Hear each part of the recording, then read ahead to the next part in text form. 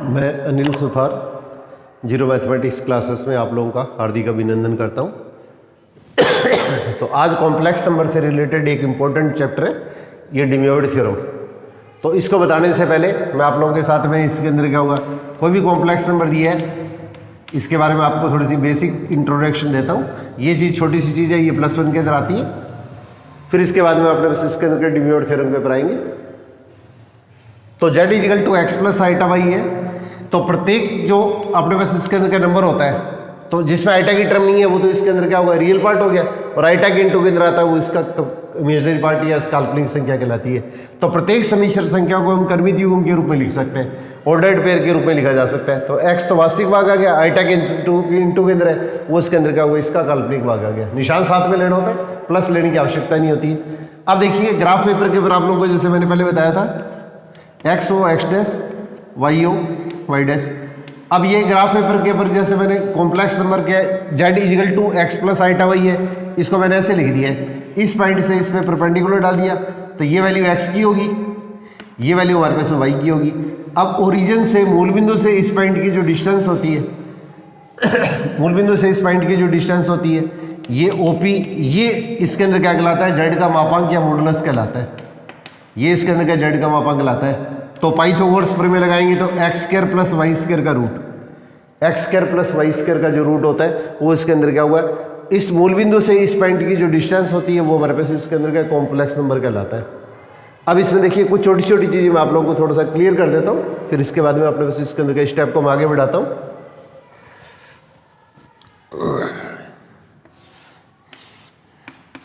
X o x dash, y o y dash. जैसे z is equal to x plus iota y है, इसको मैंने x Y लिख दिया है। अब देखिए इस पॉइंट का x अक्ष के सापेक्ष अगर आपको इमेज निकालनी है तो ये पॉइंट क्या आएगा, x माइनस वाई हो जाएगा। इस पॉइंट की, ये फर्स्ट क्वाड्रेंट में जो पॉइंट है इसकी अगर x अक्ष के सापेक्ष इमेज या प्रतिबिंब लेंगे तो x कोऑर्डिनेट तो सेम आएगा, y कोऑर्डिनेट नेगेटिव आ जाएगा। इसका मतलब ये जो वैल्यू होगी क्या होगी,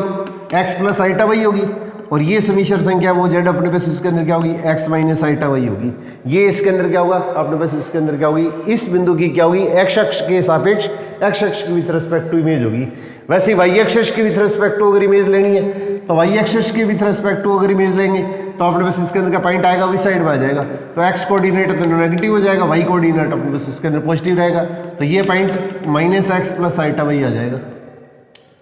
ये y अक्ष के सापेक्ष इस पॉइंट की क्या होगी, इमेज हो जाएगी। और अगर अपने पास इसके अंदर का ये जो लाइन ये आती है y इजिकल टू अगर minus x, y equal to minus x, y equal to x तो ऐसे आती है, y equal to minus x ऐसे आती है। तो इस बिंदु की अगर इस पॉइंट के सापेक्ष अगर अपने पास इसके अंदर इमेज लेनी है तो अपने पास इसके अंदर क्या होगी, जो इमेज आएगी वो इसके अंदर क्या होगी, इस साइड के अंदर आ जाएगी। इसके अंदर का इमेज जो आएगी वो अपने पास इसके अंदर के इस पॉइंट में आ जाएगी। तो ये दोनों वैल्यू क्या होंगी, नेगेटिव हो जाएंगी।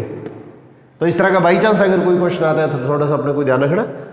तो ये अब अगले टॉपिक जो आपको डिटेल के अंदर बताऊंगा उसमें आपको ये सारी चीज़ें मैं आपको क्लियर कर दूंगा। अब यहाँ पे देखिए x o x dash, y o y dash. सबसे पहले कोई भी complex number z is equal to x plus iota y लिए है तो इसको मैंने क्या बताया था, प्रत्येक समिश्र संख्या जो कॉम्प्लेक्स नंबर है इसको हम कर्मित युग्म के रूप में या ऑर्डर्ड पेयर के फॉर्म में लिख सकते हैं। तो x plus iota y, x comma y. अब अपने पास इसके अंदर ये वैल्यू तो x की होगी, ये वैल्यू y की होगी। इस वैल्यू को यहाँ से लेके मूल बिंदु से इस पॉइंट तक की जो डिस्टेंस होती है वो मॉडुलस z कहलाता है। इसको मैंने r मान लिया है और इस एंगल को अगर मैंने थीटा ले लिया है, इस एंगल को अगर मैंने थीटा ले लिया है, थोड़ा ध्यान से देखिए आप, इस वैल्यू में इसे डिवाइड करेंगे तो x अपॉन r कितना हो गया, ये कोस थीटा हो गया, और y अपॉन r अगर लेंगे तो इसके अंदर कितना हुआ, साइन थीटा हो गया। अब x की वैल्यू लेंगे तो क्या जाएगा, r कोस थीटा, और y की वैल्यू लेंगे तो अपने पास इसके अंदर क्या आएगा, r साइन थीटा। अब x और y की वैल्यू अगर यहाँ पे पुट करेंगे, x और y की वैल्यू अपने उसके क्वेश्चन के अंदर अगर यहाँ पे पुट करेंगे तो x की वैल्यू क्या होगी, r cos theta plus iota, y की वैल्यू क्या होगी, r साइन थीटा। अब इसमें से r को कॉमन ले लीजिएगा तो cos theta plus iota sine theta, cos theta plus iota sine theta.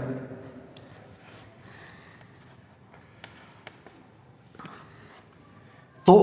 x और y की फॉर्म में ये जो वैल्यू आती है ये तो जो समिश्र संख्या है उसके अंदर क्या हुआ, इसका कार्तीय रूप कहलाता है। ये इसका कार्तीय रूप या इसको कार्टेशियन फॉर्म बोलते हैं। ये इसका कार्तीय रूप या इसकी कार्टेशियन फॉर्म कहलाती है।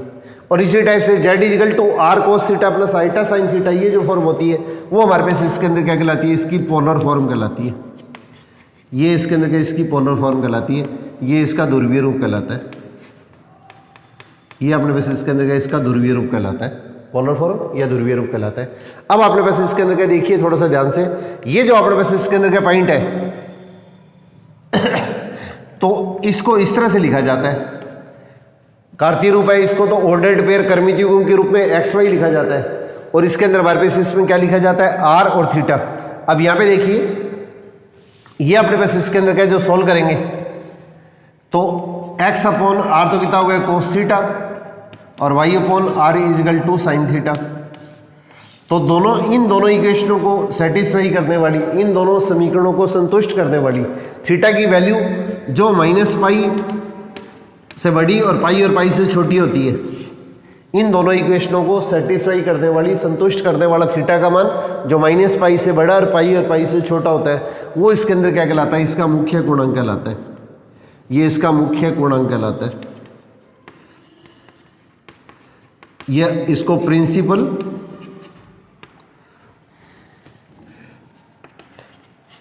एम्पलीट्यूड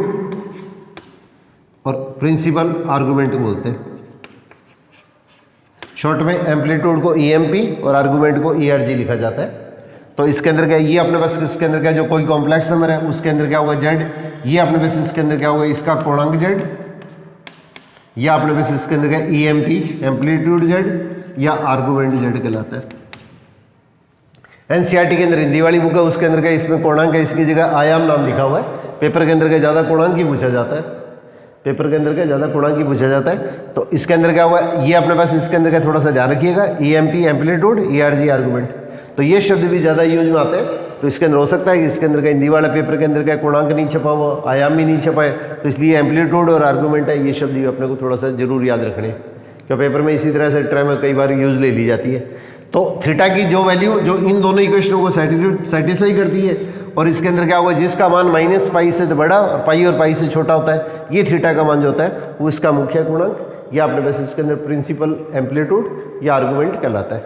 अब थोड़ा सा देखिए इसके अंदर क्या चार टाइप की स्थिति आती है। इसके अंदर क्या होगा हमारे पास इसके अंदर क्या जब ये वैल्यू लिखेंगे तो x प्लस आइटा वाई, जैसे z is equal to 1 plus iota है, इसको तो हम 1 1 लिख देंगे,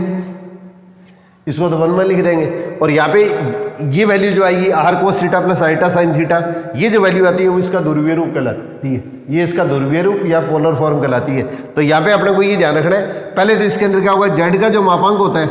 वो तो आर के इक्वल होता है और थीटा अपने पास इसके अंदर होता है वो इसके अंदर क्या होगा इसका जेड का एम्पलीट्यूड कहलाता है। तो इसको इस तरह से लिखा जाता है, पहले तो आर की वैल्यू का इसके अंदर क्या ये जो जेड है इसका मापांक और थीटा का मतलब अपने पास इसके अंदर क्या इसका एम्पलीट्यूड या इसके अंदर क्या गुणांक। ध्रुवीय रूप के अंदर ऐसे लिखा जाता है, उसके अंदर क्या वो इस तरीके से लिखा जाता है। ये चीज़ अपने को थोड़ी सी स्पेशली ध्यान रखनी है। अब देखिए इसमें चार तरह की छोटी छोटी स्थितियाँ आती है, ये अपने को थोड़ी सी याद रखनी है। इसके ऊपर का 99% इसके अंदर का एक क्वेश्चन आता है, फिर आप लोगों को मैं डिमियोड थ्योरम के बारे में आपको थोड़ा सा शेयर करता हूँ।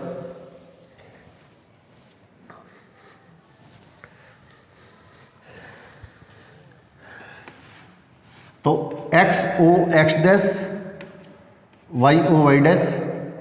अब जेड इजिकल टू सपोज करो 1 प्लस आइटा आ गया। तो अब देखिए इसके अंदर क्या ये मान क्या आएगा 1 और 1 आएगा, z is equal to 1 plus theta. तो z is equal to 1 plus iota, तो वास्तविक भाग एक हो गया, काल्पनिक भाग क्या होगा 1 के इंटू के इधर की एक है, तो ये फर्स्ट क्वाड्रेंट में आ गया, ये फर्स्ट क्वाड्रेंट में आ गया। तो इसका मॉडुलस तो अपने को पता है कि मॉडुलस तो क्या होगा वास्तविक और काल्पनिक भाग दोनों का स्क्वायर करके और इसका रूट लेंगे, तो ये अपने पास इसके अंदर ही वैल्यू हो जाएगी। और इसके अंदर क्या पूर्णांक जो होता है, अब देखिए इसके अंदर क्या होगा जेड इजिकल टू अपने पास इसके अंदर का ये मान है। जैसे एक दो क्वेश्चन मैं आपको बता देता हूँ, फिर आपको सीधा आपको डायरेक्ट शॉर्टकट तरीका बताता हूँ, आप इसी तरीके से इसको हल कीजिएगा। तो पहले ये जो पोलर फॉर्म है 1 प्लस आइटा तो क्या होगी कार्टेशियन फॉर्म या कार्तीय रूप हो गया, इसको ध्रुवीय रूप या पोलर फॉर्म में कन्वर्ट करने के लिए r cos theta plus iota sine theta लेंगे। अब इसके अंदर एक चीज़ ध्यान रखनी है, यहाँ पे कोस के साथ में कभी भी आइटा नहीं होना चाहिए। अगर आपको जेड इजिकल टू ये इस तरह से दे दिया है sine theta plus iota cos theta दे दिया है, तो ये इसकी पोलर फॉर्म या ध्रुवीय रूप नहीं मानी जाती है। तो इस चीज को हम ऐसे लिखेंगे R cos π/2 minus theta plus iota sine π/2 minus theta.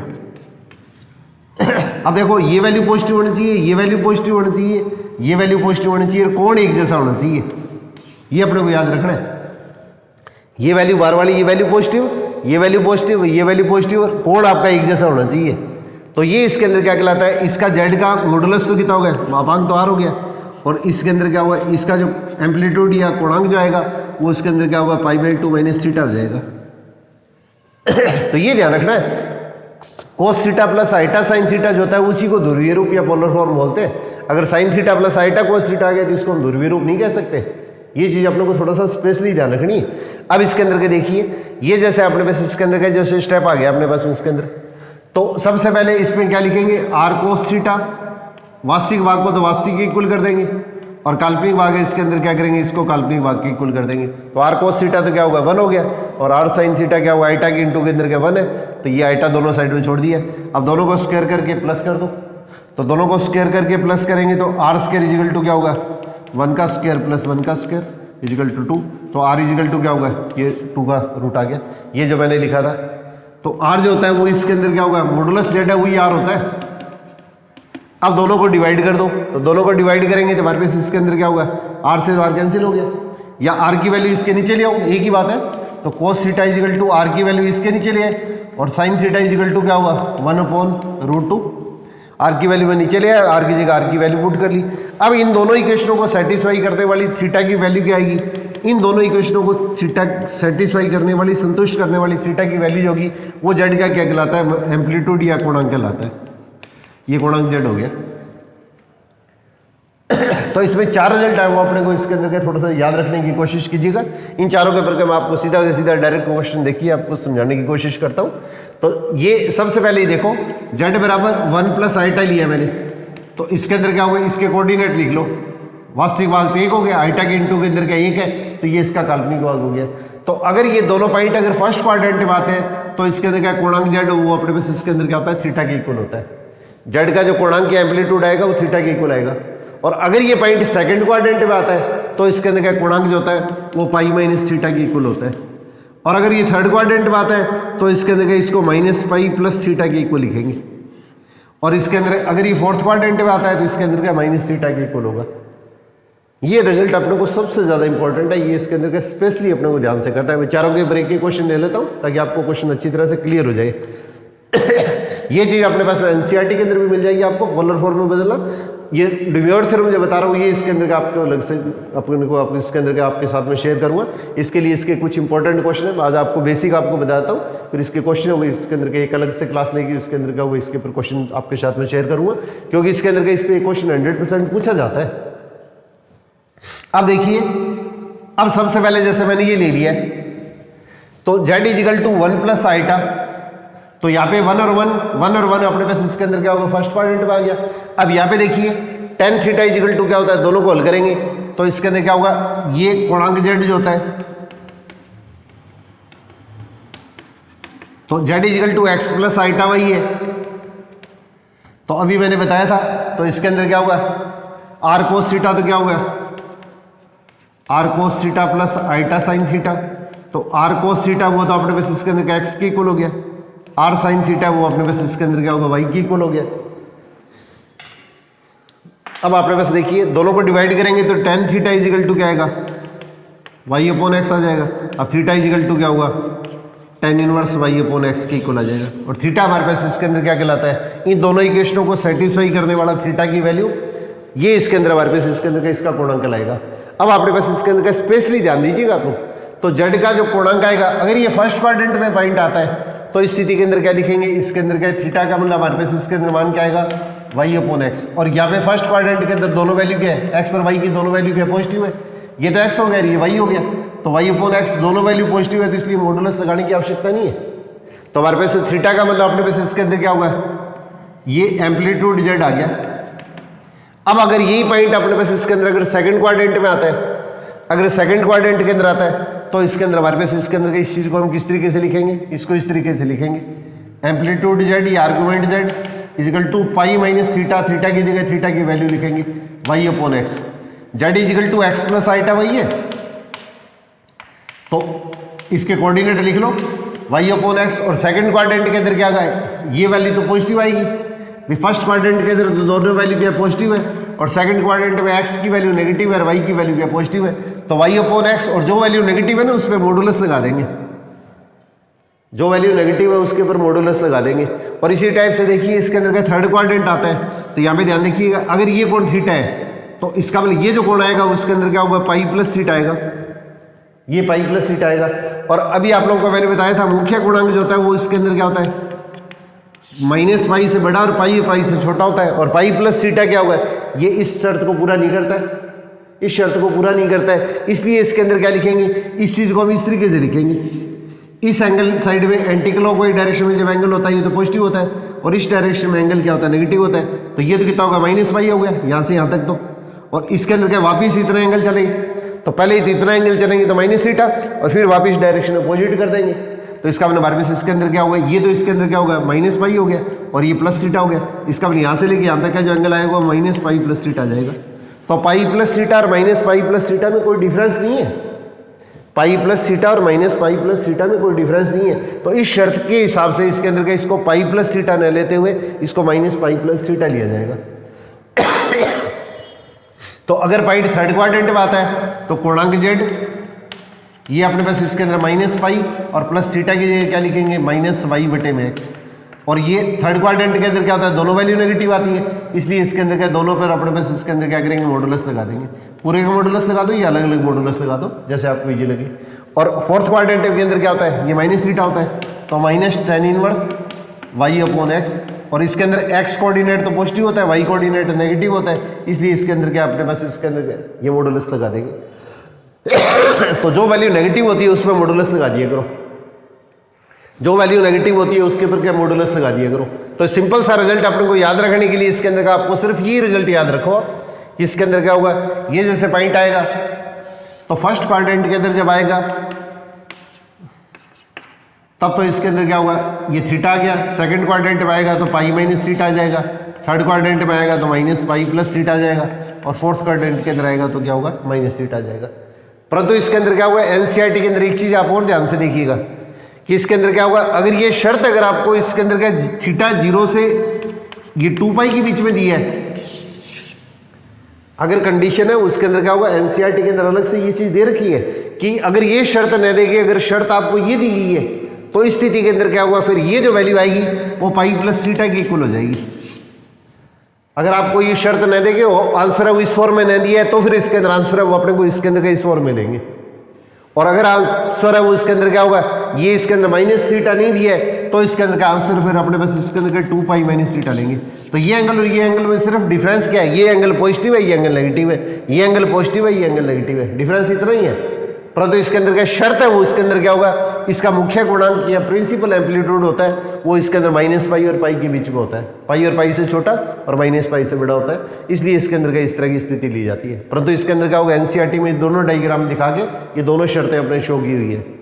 पुरानी किताब है उसके अंदर क्या हुआ, शर्त है उसके अंदर क्या हुआ, ये 0 से 2 पाई वाली दे रखी है, यहाँ पे अपने पास इसके अंदर का शर्त है उसके अंदर क्या होगा, कम्पिटिटिव पॉइंट से अपने को इसके अंदर की ये चीज़ अपने को स्पेशली ध्यान रखनी है। अब देखिए मैं इसके अंदर के चारों टाइप का एक क्वेश्चन लेता हूँ, फिर अपने पास इसके अंदर के डिम्योड थ्योरम के ऊपर आता हूँ। तो सिंपल सा रिजल्ट अपने को याद रखना है, क्वेश्चन करते ही आपको सारी चीज क्लियर हो जाएगी। भी z is equal to 1 plus iota ले लिया, तो इसलिए इसके अंदर क्या लिखेंगे, इसका मॉडुलस तो कितना आएगा, वास्तविक संख्या और काल्पनिक संख्या दोनों का स्क्वायर करके ऐड किया तो 1 का स्क्वायर प्लस 1 का स्क्वायर, इसका रूट लेंगे तो क्या होगा √2, और इसके अंदर क्या होगा एम्पलीट्यूड जेड जो आएगा वो इसके अंदर क्या बताया था, ये दोनों पॉइंट क्या है फर्स्ट क्वाड्रेंट में, 1 प्लस आइटा दोनों फर्स्ट क्वाड्रेंट में, और फर्स्ट क्वाड्रेंट के अंदर क्या होता है थीटा, थीटा का मतलब tan inverse y upon x 1/1, और tan इनवर्स 1 क्या होता है π/4 होता है। इसका मतलब वापस इसका ध्रुवीय रूप क्या आएगा, पहले r और cos थीटा, थीटा की जगह क्या लिखेंगे π/4 प्लस आइटा sin π/4, और इसको अगर आपने वो ऐसे लिखना है तो इसको इस तरह से लिखेंगे कर्मित युग्म के रूप में। ये कार्तीय रूप है, इसको तो 1 वर्ग लिखेंगे, और इसके अंदर का जो पोलर फॉर्म है इसको इसके अंदर का कोऑर्डिनेट के रूप में कैसे लिखेंगे, निर्देशांक के रूप में। पहले तो इसका मापांक मॉडुलस और फिर इसके अंदर का इसका कोणांक एम्पलीट्यूड, ये √2 पहले ये और फिर इसके अंदर के ये value.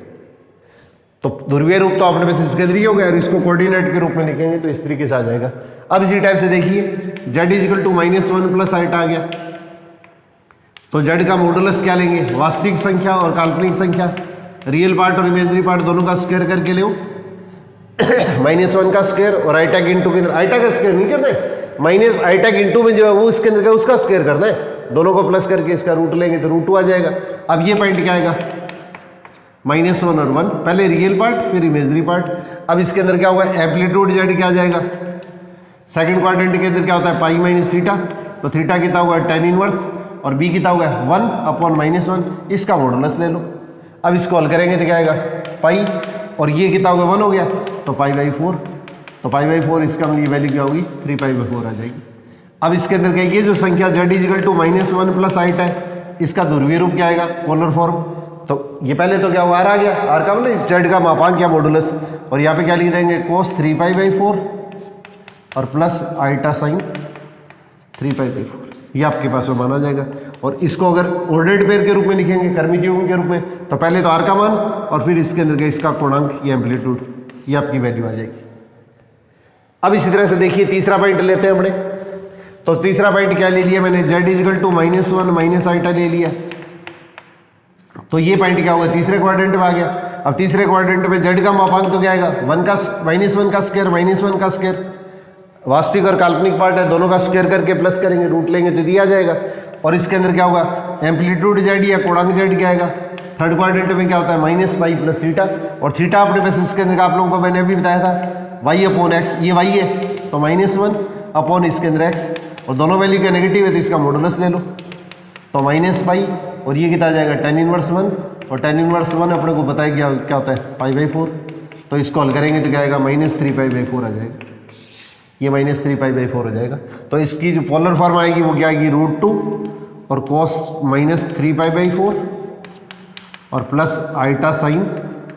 -3π/4।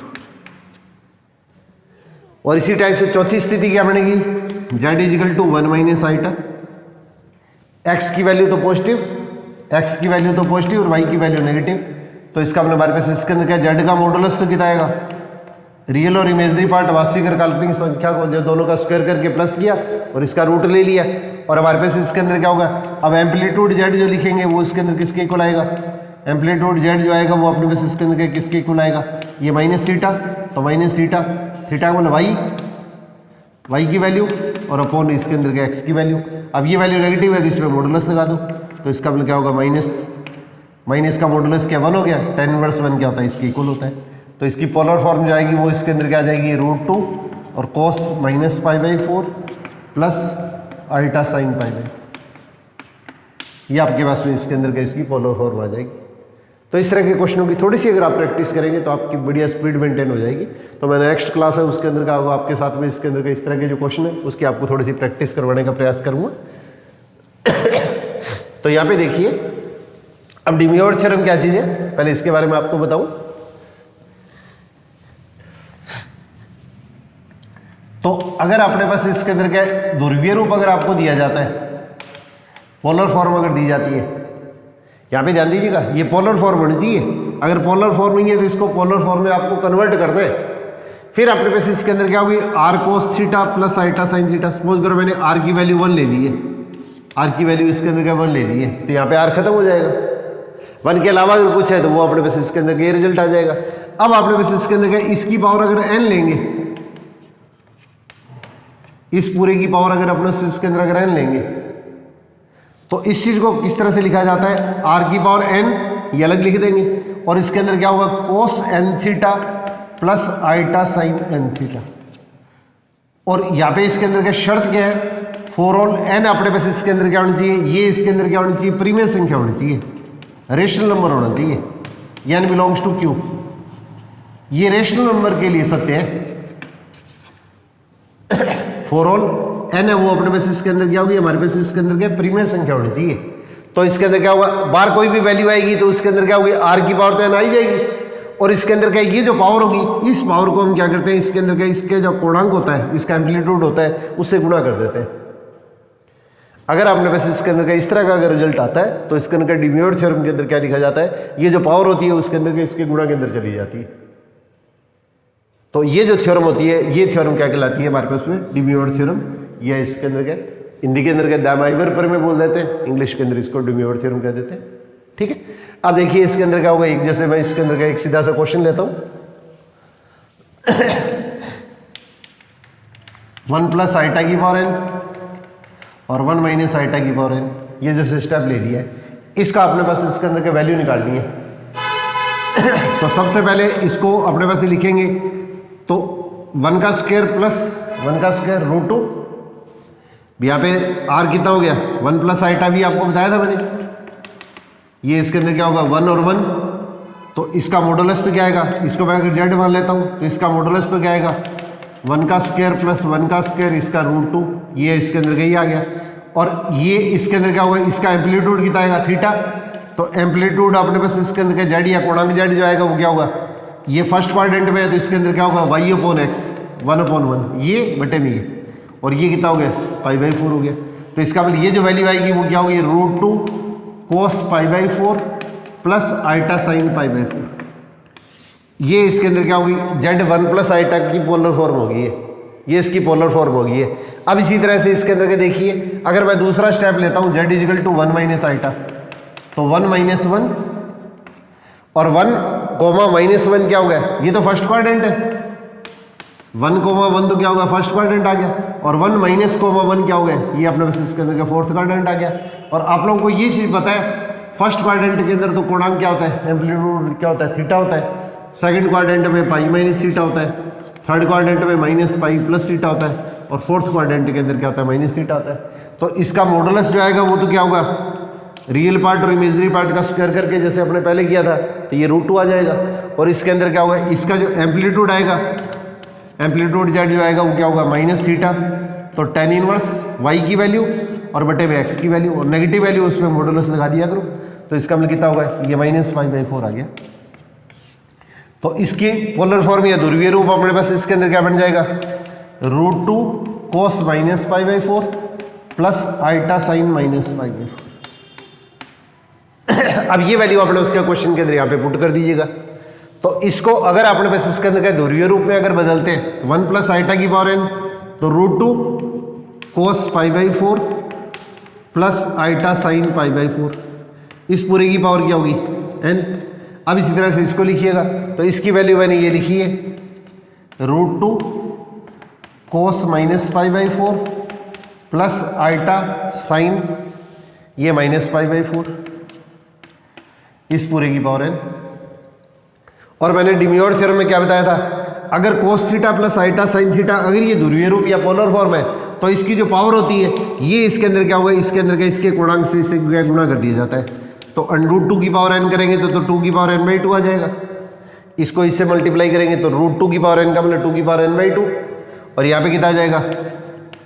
cos nπ/4 plus iota sine ये nπ/4, इस पावर को हम क्या करेंगे, इसके कोणांक से गुणा कर देंगे। और इसी तरह से इसके अंदर क्या होगा, पूरी की पावर n है, तो यहाँ पे रूट प्लस 2 की पावर n/2, रूट 2 की पावर n करेंगे तो 2 की पावर n/2, और इस पावर को क्या करेंगे, n को इसके अंदर का इसके कोणांक से गुणा कर देंगे। तो इसके कोणांक से गुणा करेंगे तो क्या आएगा, cos -nπ/4 plus iota sign -nπ/4। अब इस चीज़ को आपने बस इसके अंदर हल करेंगे, तो देखिए थोड़ा सा ध्यान से क्वेश्चन के अंदर, cos माइनस थीटा तो क्या होगा cos थीटा हो गया, नेक्स्ट स्टेप में इस पे cos माइनस थीटा को तो cos थीटा लिख देंगे, और sin माइनस थीटा क्या होगा, ये माइनस साइन थीटा हो जाएगा। अब इन दोनों को प्लस करेंगे तो ये वैल्यू और ये वैल्यू तो क्या होगी, कैंसिल हो जाएगी, तो आपका आंसर क्या जाएगा 2 की पावर n/2, और इन दोनों वैल्यू को प्लस करेंगे तो क्या होगा 2 cos nπ/4, और दोनों का बेस के आधार एक जैसा है, तो आपके पास आंसर क्या जाएगा, ये 2 की पावर n/2 प्लस 1 और इंटू cos nπ/4, ये आपके पास में इसके अंदर क्या होगा, इसका आपके साथ में आंसर आ जाएगा। तो ये अपने पास इसके अंदर के छोटे छोटे रिजल्ट अपने को इसके अंदर के याद रखने। सबसे पहले इसको ध्रुवीय रूप में बदल दो, और फिर इसके अंदर क्या पावर है, इसके अंदर क्या होगा, इसको इसके कोणांक से गुणा कर देते हैं, तो ये छोटे छोटे कुछ स्टेप है वो इसके अंदर के मैं थोड़े से आप लोगों को ये क्लियर कर देता हूँ ताकि क्वेश्चन के अंदर के अपने पास नेक्स्ट क्लास लें तो आपको इसके अंदर के कोई भी टाइप का कन्फ्यूजन नहीं रहे। तो देखिए z is equal to cos theta plus iota sine theta है, इसकी पावर जैसे मैंने n ले ली है, तो ये क्या है ध्रुवीय रूप है, तो ध्रुवीय रूप है तो अपने पास क्या लिखेंगे, इस पावर को इससे मल्टीप्लाई करेंगे। एक बार मैं सीधा ले रहा हूँ, देखिए तो यहाँ पे इसके अंदर क्या एम्पलीट्यूड z कितना हो गया, ये थीटा हो गया। अब इसी तरह से देखिए z इजिकल टू मैंने ये ले लिया है cos theta minus iota sine theta ले लिया, cos theta minus iota sine theta ले लिया। तो ये कुछ छोटे छोटे रिजल्ट अपने को याद रखने की कोशिश कीजिएगा ताकि आपकी स्पीड मेंटेन हो। तो देखो कोस तो पॉजिटिव है और साइन नेगेटिव है, तो कोस पॉजिटिव और साइन नेगेटिव इसके अंदर आता है, कोस पॉजिटिव और साइन नेगेटिव अपने पास क्या फोर्थ क्वाड्रेंट में आता है, तो इसके अंदर क्या लिखेंगे, इसमें क्या फोर्थ क्वाड्रेंट के अंदर क्या आता है माइनस थीटा होता है, तो इसको इस तरह से लिखेंगे cos minus theta plus iota minus sine theta, cos minus theta cos theta हो गया, साइन माइनस थीटा माइनस हो गया। इसका मतलब हमारे पास इसके अंदर क्या हुआ, इसका जो एम्पलीट्यूड आएगा वो अपने पास इसके अंदर क्या माइनस थीटा आ जाएगा। अब इसी टाइप से अगर देखिए तीसरा स्टेप अपने पास क्या क्वेश्चन के अंदर अगर ये आ जाता है z is equal to minus cos theta plus iota sine theta आ गया, तो कोस तो नेगेटिव और साइन पॉजिटिव, और कोस नेगेटिव और साइन पॉजिटिव किसके अंदर होता है, ये अपने को पता है, कोस नेगेटिव और साइन पॉजिटिव क्या होता है, फर्स्ट क्वाड्रेंट में तो दोनों पॉजिटिव होते हैं इसलिए थीटा आता है, और फोर्थ क्वाड्रेंट के अंदर क्या आता है कोस पॉजिटिव साइन नेगेटिव होता है इसलिए इसके अंदर क्या माइनस थीटा होता है, और थर्ड क्वाड्रेंट सेकंड क्वाड्रेंट के अंदर क्या होता है साइन द पॉजिटिव और कोस नेगेटिव होता है इसलिए इसके अंदर क्या इसका पूर्णांक अपने पास इसके अंदर क्या होगा पाई माइनस थीटा हो जाएगा। तो इसलिए इसको क्या लिखोगे आप, z is equal to cos pi minus theta और plus iota sine pi minus theta. तो अपने पास इसके अंदर क्या होगा, इसका जो एम्पलीट्यूड आएगा वो इसके अंदर क्या होगा पाई माइनस थीटा हो जाएगा। और इसी टाइप से अगर अपने पास इसके अंदर का रिजल्ट इस टाइप से आ गया कि z is equal to minus cos theta minus iota sine theta, या दोनों पे माइनस बार मल्टीप्लाई कर दिया तो minus cos theta minus iota sine theta, और दोनों नेगेटिव आपने को पता है कि किस क्वाड्रेंट में होते हैं, दोनों नेगेटिव साइन और कोस दोनों नेगेटिव क्या होते हैं थर्ड क्वाड्रेंट में होते हैं, और थर्ड क्वाड्रेंट के अंदर क्या होता है पूर्णांक है वो इसके अंदर क्या होता है माइनस पाई प्लस थीटा होता है। तो इसलिए अपने पास इसके अंदर का इसको हल करेंगे तो हमारे पास इसके अंदर का रिजल्ट जो आएगा वो इसके अंदर क्या जाएगा, ये cos minus pi plus theta plus iota sine minus pi plus theta जाएगा। इस तरह का कोई भी क्वेश्चन अगर आता है तो इसको हम इस तरीके से सॉल्व करते हैं। और बस डी मोइर थ्योरम के अंदर क्या होगा, सबसे पहले इसको अपने को ध्रुवीय रूप में बदल देना है। जैसे 1 माइनस रूट 3 आइटा है, इसकी पावर जैसे n ले लिया आपने,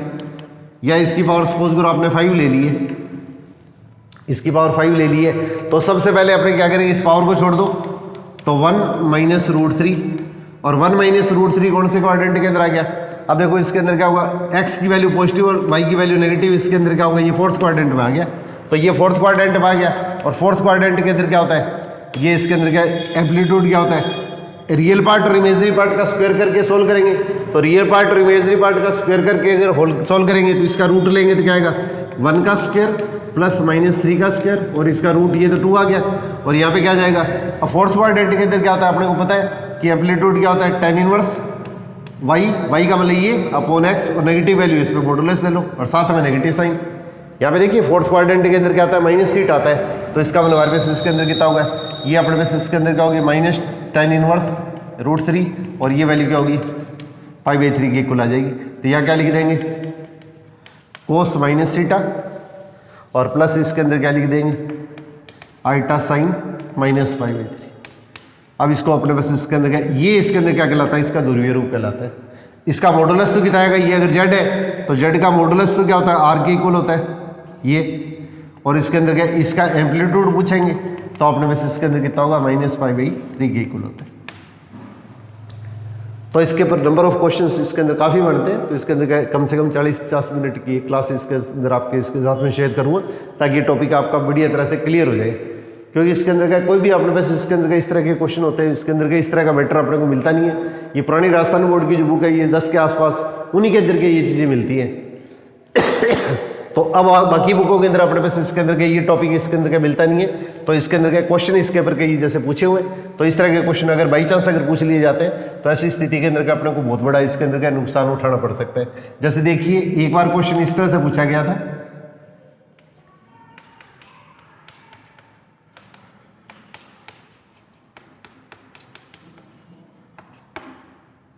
ये इसके अंदर का इस तरह से क्वेश्चन ले लिया गया था, x की पावर n दे दी। अब x की पावर n है, सॉरी xn है ये xn। अब x1 x2 x3 इसके अनंत पदों का गुणनफल अपने को बताना है कि इसके अंदर का कितना आएगा। थोड़ा सा ध्यान दीजिएगा आप लोग,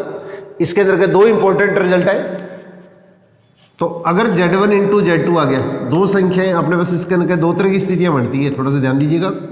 अगर दो संख्याएं अगर गुणा के रूप में होती हैं, दो समिश्र संख्या होनी चाहिए, ये समिश्र संख्या है, ये इनका ध्रुवीय रूप होना जरूरी है। आपको सबसे पहले ये चीज ध्यान रखनी है कि ये इसकी पोलर फॉर्म है, z1 z2 की पोलर फॉर्म है, तो इसका एम्पलीट्यूड जो होता है वो उसके अंदर क्या होता है, पहले जो समिश्र संख्या कॉम्प्लेक्स नंबर है उसका एम्पलीट्यूड, और प्लस इसके अंदर का दूसरी जो कॉम्प्लेक्स नंबर समिश्र संख्या है उसका अपने पास इसके अंदर का इनके एम्पलीट्यूड के योगफल के बराबर होता है। भी दो संख्या अगर पोलर फॉर्म है और इसके अंदर अगर बीच के अंदर अगर गुणा का निशान है तो इसका एम्पलीट्यूड होता है पहले का एम्पलीट्यूड प्लस दूसरे के एम्पलीट्यूड के बराबर होता है। और ऐसे ही एम्पलीट्यूड z1 अपॉन z2 क्या होता है, ऊपर वाले का एम्पलीट्यूड और माइनस नीचे वाले का एम्पलीट्यूड। ये दो इंपॉर्टेंट रिजल्ट है, ये अपने को थोड़ा सा याद रखने। तो अगर समिश्र संख्याएं ध्रुवीय रूप में दी हुई है और अगर इनका गुणनफल दिया गया है तो इसके अंदर क्या होगा, इसका जो पूर्णांक के एम्पलीट्यूड होगा वो दोनों के अलग अलग एम्पलीट्यूड के योगफल के बराबर होगा, इनके सम के इक्वल होगा। और अगर बटे में दे दिए तो इसके अंदर क्या होगा, पहले का ऊपर वाले का एम्पलीट्यूड माइनस नीचे वाले का एम्पलीट्यूड ले लिया जाता है। अब यहाँ पे देखिए अपने को जो क्वेश्चन दिया गया, यहाँ पे x1 की जगह क्या लिखेंगे, n की जगह 1 लिख लो, तो cos पाई बटे में ये